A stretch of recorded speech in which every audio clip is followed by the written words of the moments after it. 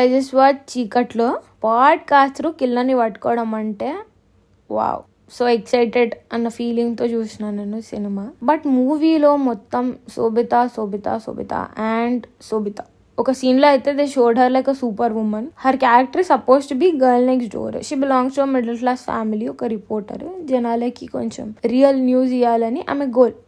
Basically ఆమె girl next డోరే, కానీ మిడ్ నైట్లో ఒక అబ్బాయిని చేజ్ చేస్తూ ఒక సీన్లో she's beating the shit out of him.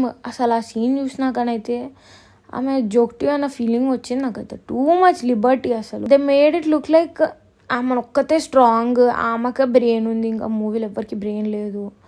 పోలీసులు, డిఎస్పీ కూడా ఈమెనే ఫాలో అవుతుంటుంది, బ్లైండ్గా ఫాలో అవుతుంటుంది. అసలు వాళ్ళు ప్రొఫెషనల్సా లేకపోతే ఈమె ప్రొఫెషనల్, ఈమె డిటెక్టివా అసలు ఏమో నాకు అర్థమే కాలే అసలు. అదైతే అసలు ఏందరా నాయన అనిపించింది. Sobhita acting wise, looks, everything, dressing అంతా డీసెంట్ ఉండే. She was really good. కాకపోతే మూవీ ఇంకా స్టోరీ బెటర్గా ఉండొచ్చేమో అని నాకు అనిపించింది.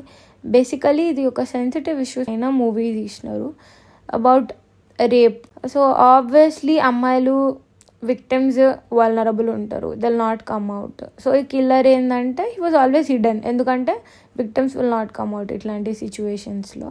సో ఇంకా వాడు రెచ్చిపోయి అన్ని క్రైమ్స్ చేస్తుంటాడు. శోభితకు తెలిసిన వాళ్ళకి కూడా ఇట్లా జరుగుతుంది. So someone close to her. So she really wants to find out అసలు ఎవరు, who is behind this crime అన్నట్టు. షీల్ స్టార్ట్ ఇంకా పాడ్కాస్ట్, ఇంకా మా అవేర్నెస్, మోటివేషన్ ఇవన్నీ ఇస్తుంటుంది పాడ్కాస్ట్లో. ఇంకా అట్లా డాట్స్ అన్ని కనెక్ట్ అయ్యి కిల్లర్ని ఫైండ్ అవుట్ చేస్తారు. కిల్లర్ని ఫైండ్ అవుట్ చేయొచ్చా అంటే చేయొచ్చు. చాలా ఓవర్ యాక్టింగ్ ఎవరు చేస్తారో వాళ్ళే విలన్ ఈ సినిమాలో. ఇదొక చిన్న హింట్. అంత లేదు, అందరూ విలన్ ఎవరైనా గెస్ చేయొచ్చులే. విలన్ ఫ్లాష్ బ్యాక్ తోటే విలన్ది ఇంట్రెస్టింగ్ ఉంటుంది నాకు తెలిసినంత వరకు అయితే.